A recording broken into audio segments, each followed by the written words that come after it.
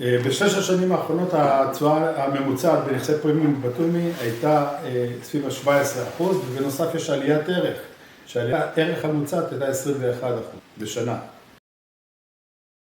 שאלה מצוינת לדעתי. תשואה שוטפת זה מה שאתה מקבל על שכירות. עליית ערך אתה יכול להרוויח מהקירות, מהדירה, גם אם הדירה לא יחסלה אפילו בן אדם אחד. מחיר של דירה עכשיו הוא לצורך העניין $100, בעוד שנה הוא יהיה $200. זאת עליית ערך.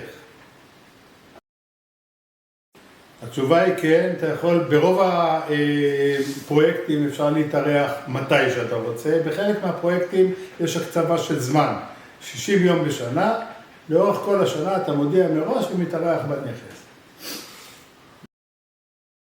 אנחנו גם עוזרים לקנות, גם עוזרים לנהל וגם עוזרים אחר כך במחירים.